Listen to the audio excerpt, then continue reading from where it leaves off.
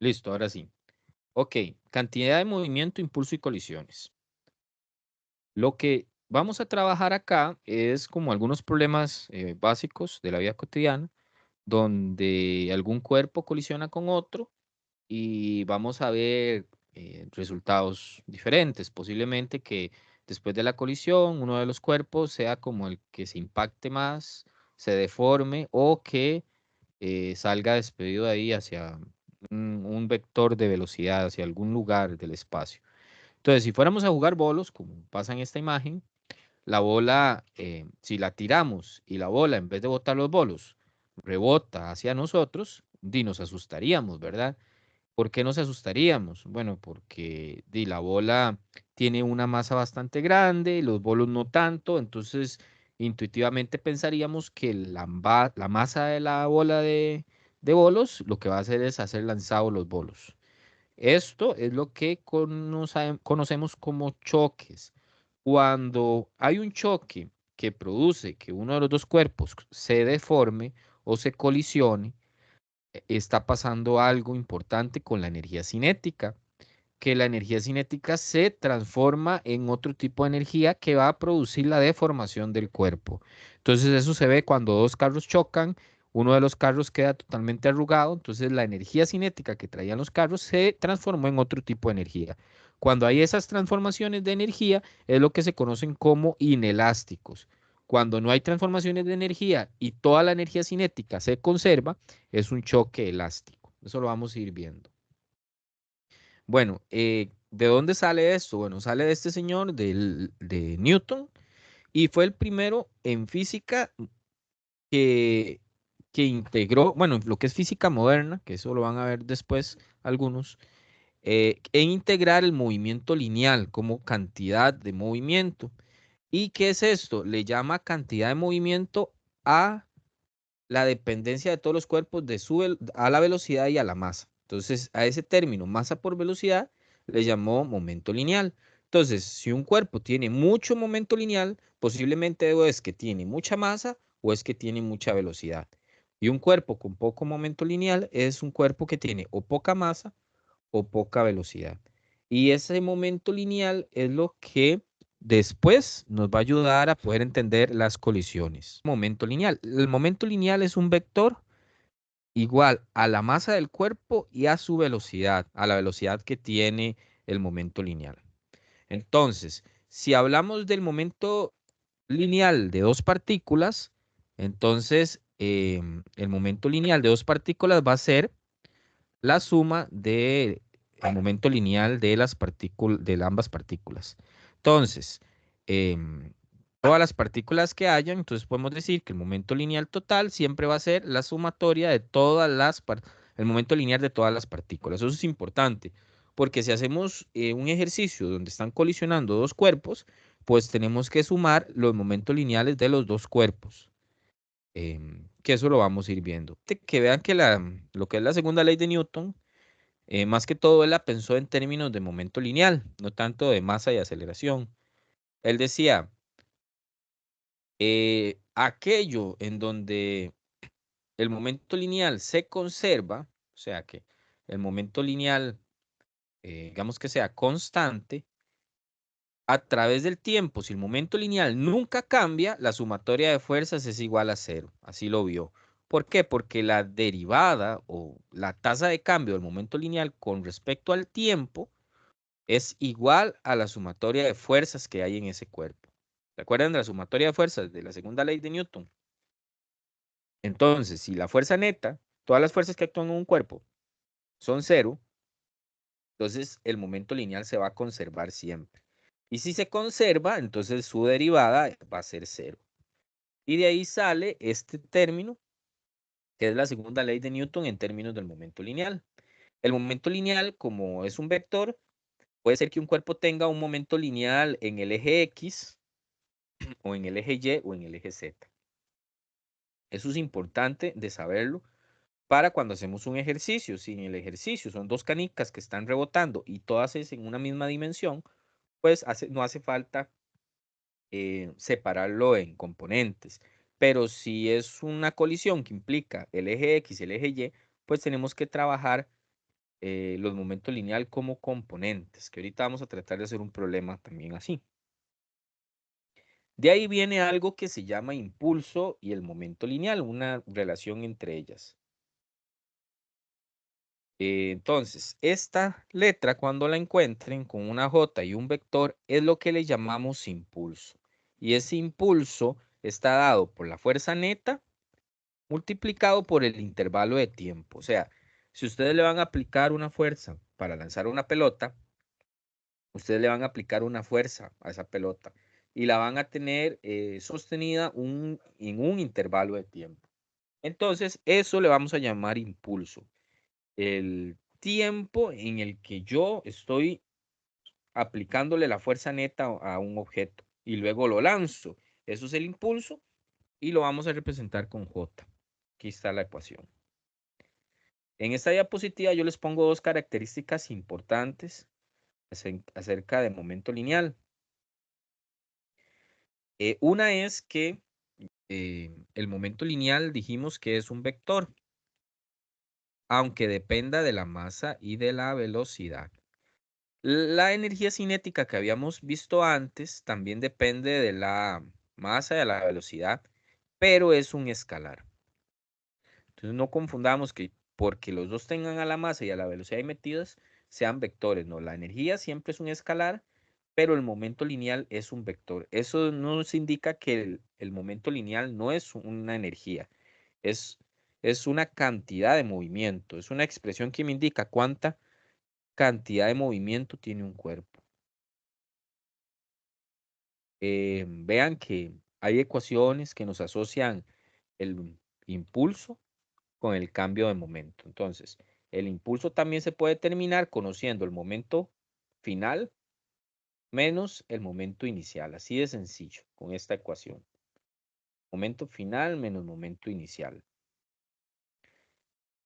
Y a lo que voy son a los choques. Entonces, lo que me interesa ahorita es lo siguiente. Si tengo dos cuerpos que van a colisionar, hay dos momentos lineales. Ahí está el momento inicial, perdón, que esto sucede al inicio. ¿Qué significa que sea al inicio? Antes de la colisión. Si yo tengo el momento final, eso sucede después de la colisión. Entonces, si son dos cuerpos, vamos a tener al inicio, ¿qué vamos a tener? El momento inicial de A más el momento al inicio, ¿verdad? Más el momento de B al inicio.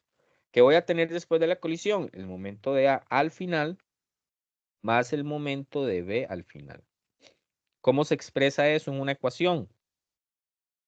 Para dos cuerpos, bueno, sería la masa de A por la velocidad de A al inicio, más la masa de B por la velocidad de B al inicio. ¿Y qué sería al final?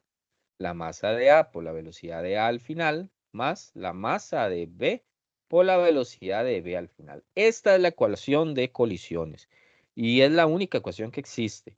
Ya después, si uno de los dos estaba en reposo, entonces uno cancela. Si los dos al final se quedan pegados y se convierten en un mismo cuerpo, entonces uno iguala velocidades o va cambiando la ecuación. Pero la ecuación de colisiones completa para dos cuerpos sería esta de acá.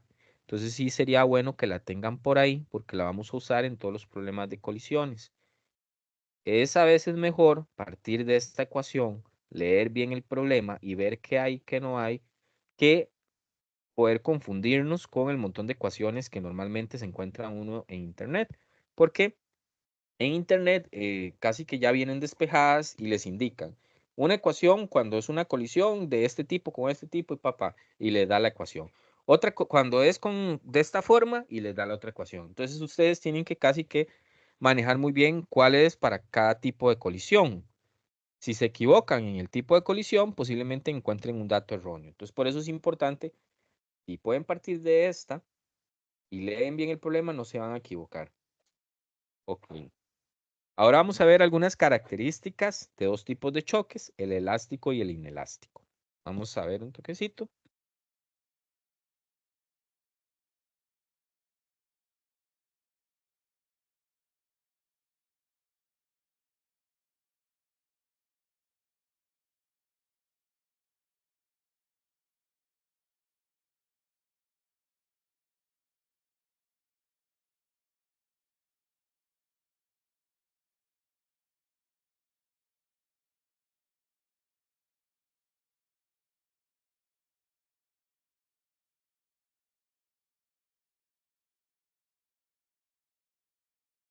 Ok, vamos a las características.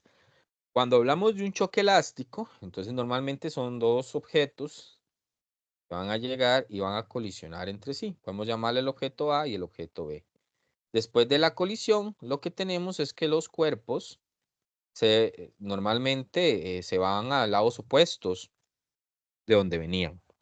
Si es elástico, la energía que había antes de la colisión, que normalmente es energía cinética, va a ser la misma después de la colisión.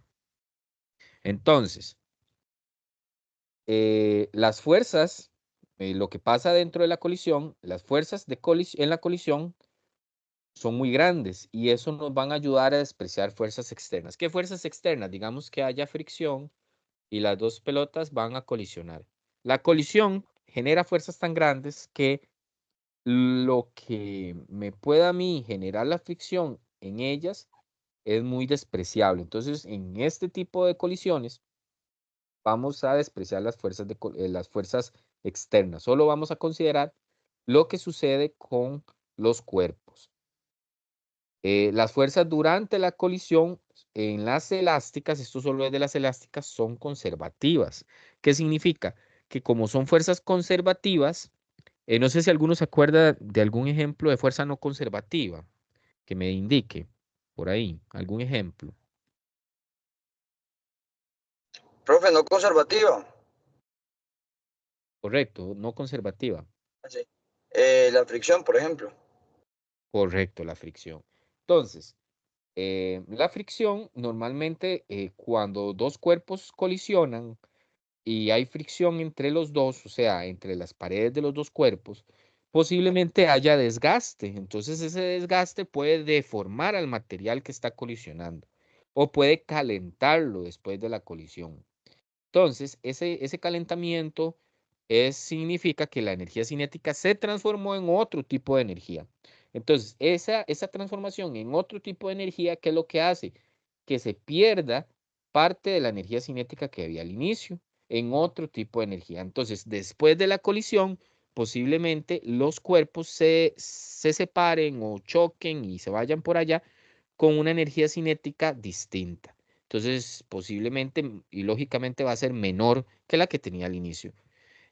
A veces la colisión es tan drástica que la deformación entre los dos cuerpos es tal que ni siquiera hubo movimiento después de la colisión. Toda la energía cinética se transformó en deformación. Qué sé yo, un carro que tal vez va a mucha velocidad y pegue contra un muro. Entonces el carro se arruga todo y queda ahí quieto, no rebotó. Eso es un choque no de este tipo, sino más bien inelástico, porque lo que causa que los materiales se deformen son fuerzas no conservativas. Y en el elástico solo vamos a tener conservativas. Entonces, como solo va a tener energías conservativas, no vamos a ganar ni perder energía mecánica. Se mantiene. Y, importante, vamos a conservar la cantidad de movimiento. Pero esto va a pasar siempre. Estas dos de acá van a pasar tanto en las elásticas como en las inelásticas. ¿Qué va a ser la conservación de movimiento? Que ustedes puedan hacer esto. La conservación al inicio va a ser igual al final. Entonces ya pueden utilizar esta ecuación que vimos ahorita, hace un rato. Eso nos va a permitir utilizar esta ecuación. ¿Verdad? Em, y listo. Se utiliza entonces en el choque elástico. ¿Por qué la usamos? Porque hay conservación de la cantidad de movimiento. ¿Y qué ecuaciones podemos usar en el choque elástico? Aquí le pongo estas cuatro.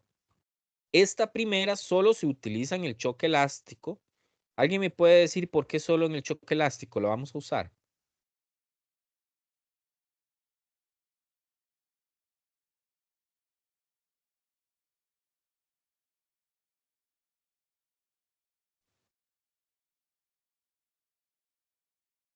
¿Se les parece alguna ecuación eso? Profe, ¿no será por la conservación de la energía cinética? Correcto, es por eso. Vea que la ecuación prácticamente lo que están haciendo es sumando la energía cinética al inicio de las dos masas. Y dicen que la energía cinética al inicio de las dos masas es igual a la energía cinética al final de las dos masas. Entonces nosotros como estudiantes de física tenemos que aprender a leer las ecuaciones, no solo despejarla, sino entender qué es lo que dicen. Y esa ecuación lo que nos está diciendo es que si yo sumo la energía cinética que tenía el cuerpo A al inicio más la energía cinética que tenía el cuerpo B al inicio, tiene que seguir siendo igual a la energía cinética que tenga el cuerpo A al final, más la energía cinética que tenga el cuerpo B al final. ¿Y por qué sucede eso? Bueno, porque ya dijimos, no hay fuerzas no conservativas, entonces todas son conservativas, toda la energía la energía mecánica se conserva. Entonces, si un cuerpo tiene mucha energía cinética y luego colisiona y tiene menos, esa energía tuvo que ganarla al otro cuerpo. O sea, la energía tiene que conservarse. Eso es importante. No significa que la energía cinética que tiene un cuerpo solito va a ser la misma al inicio y al después. No, es la suma de los dos. La total es la que se va a hacer igual. ¿Verdad? No puedo decir que el cuerpo A siempre va a tener la misma energía cinética. No, porque eso más bien lo que me diría es que siempre va a tener la misma velocidad y no es así. Si yo tiro una canica y viene una pelota grande y muy rápido, posiblemente la pelota grande tiene tanta masa que cuando toque a la canica sale por allá disparada. Entonces la canica cambió su velocidad. Las velocidades les cambian a los cuerpos que chocan elásticamente. Lo que se conserva es la energía cinética de ambos. Ahora, la segunda ecuación lo que viene a decir es que el momento se va a conservar, que esa ya la hablamos. La otra ecuación, en esta tercera, nos ayuda mucho porque muchas veces en la segunda ecuación, cuando metemos los datos, nos hacen falta datos y no tenemos dos velocidades. Tal vez nos indican cuáles eran las velocidades al inicio, pero necesitamos encontrar las velocidades al final. Y la ecuación 3 nos ayuda a generar un sistema de ecuaciones, igual que la ecuación 4. Estas dos, la 3 y la 4, es bueno que la tengan por ahí en el momento de hacer el quiz, porque si ustedes tienen un choque elástico y se dan cuenta que tienen dos incógnitas, pueden usar la 3 y la 4 para ayudarse. ¿Estamos? ¿Se entiende la idea? Sí, sí, profe. Igual hay que practicar Ok, también. listo. Genial. Ahora, en el inelástico, vean aquí las características que les pongo. Igual que en el anterior, las fuerzas son tan grandes que podemos despreciar las fuerzas externas. Y también hay conservación del momento en todo momento. Estas dos características siempre están en los choques. ¿Qué pasa ahora? Cuando dos choques se unen y después de la colisión quedan pegados, a eso le vamos a llamar choque totalmente inelástico. Los que están en el laboratorio vieron este experimento de un cuerpo que estaba detenido, el otro se movía y cuando lo tocó se quedó pegado y se movieron los dos juntos.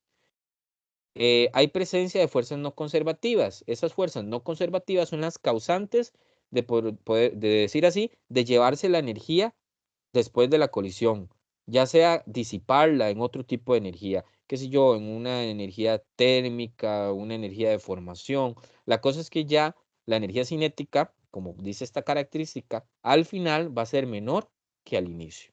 Estos son los choques inelásticos. Aquí está el ejemplo, al lado izquierdo podemos ver un ejemplo de choque elástico, son cuerpos que qué sé yo, que como si tuvieran un resorte. ¿Se acuerdan que la fuerza del resorte es conservativa? Entonces es como si tuvieran un resorte, colisionan y el resorte lo que hace es mandarlos al otro lado, pero el resorte no transformó la energía en otra cosa porque ellos son fuerzas conservativas, la fuerza del resorte. En un inelástico sería como si tuvieran velcro. Cuando chocan, se quedan pegados y se van juntos. Entonces hubo una energía que se fue pegándose. Entonces se transformó en otro tipo de energía, ya sea en fricción para que se pudieran pegar y ya después la energía después de la colisión es menor.